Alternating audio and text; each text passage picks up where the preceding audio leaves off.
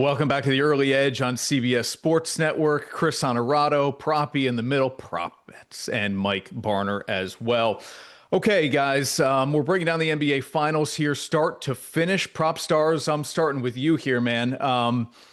OKC is a minus 700 to win this series. That, I don't know. I don't have enough money to put on that to try to make a little bit of money. So help us find something here that can win some money for some people here. It's a historic favorite in OKC's favor. You look at Golden State back in 18, minus 1075.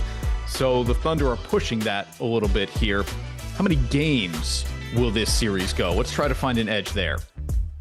Yeah, I like this series to be competitive, so I'm going to go over 5.5 games. You can get this at plus money as well. I just think this Pacers team continues to be slept on, not getting the credit they deserve. Their backs are against the wall here. They just played such good basketball. They're so well coached. They have excellent depth. They check all the boxes for me. Now everyone's counting them out. I just think it's a good spot for them. I really believe they're going to be competitive. Yes, OKC is a great team, a rightful favorite, but I think it's too drastic in the Thunder's favor here. And I think we're going to see the Pacers really surprise a lot of people on the national stage. I'm not surprised, but they're going to make some believers because I know how good this team is, and I think they're going to give OKC all they can handle. So I expect a very competitive series. Would not surprise me if this is 6 or 7. So I'm going to go over plus 5.5 games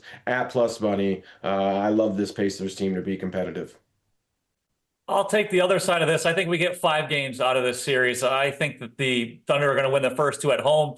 The Pacers will get 1 of the 2 in Indiana, and then the Thunder will close things out in game 5 at home. I don't think these games are going to be blowouts. That 9.5 point spread for game 1 is pretty big. Like Proppy said, the Pacers have the depth to be able to keep these games competitive. I just don't think they have enough to win more than 1 game in the series. I like the Thunder's defense down the stretch to concentrate on shutting down Halliburton even more. So I think this is a 5-game series.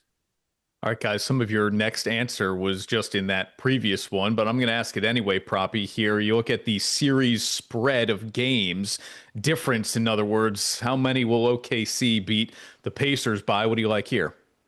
I'm going to take the Pacers at plus 2.5 games. Again, I think we're looking at a competitive series here. And while Oklahoma City have been fantastic, I think this is their biggest test. We saw Denver push them to the absolute limit. To me, the Pacers are a better basketball team. And while they may be able to slow down Tyrese Halliburton, his ability to dictate tempo and to make an impact, even when he's not scoring the basketball, he's the best point guard in the NBA. He's just a tremendous distributor, and you've got so many guys on this Pacers team who can step up. And again, they have tremendous depth. They're very well coached. Lots of guys that can beat them. They're healthy. They're peaking right now, and most importantly, they believe. So I think this series is going to be ultra competitive. If you're going to spot the Indiana Pacers a couple of games, I am going to happily take it and take it to the bank because we've been backing them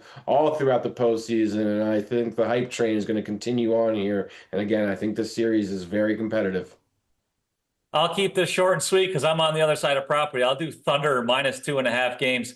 I just think their defense is going to be able to completely shut down the Pacers late in these close games, and that's going to be the difference in the series.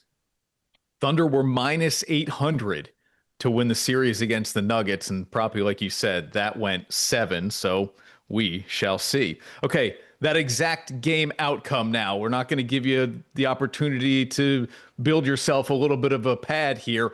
How many games is this game? How many games is this series going, Proppy? I like 7. I think regardless of who ends up prevailing here, I do think it's going to be ultra competitive. So give me 7 games. I could see it going either way. Unfortunately, you're getting great odds, whether you're taking the Thunder or especially the Pacers. I think you can hedge a little bit and take both of these and still make out pretty well. So I like the series to go 7. I'm going to take the exact Thunder score, 4 games to 1 in the series. You get that around plus 250.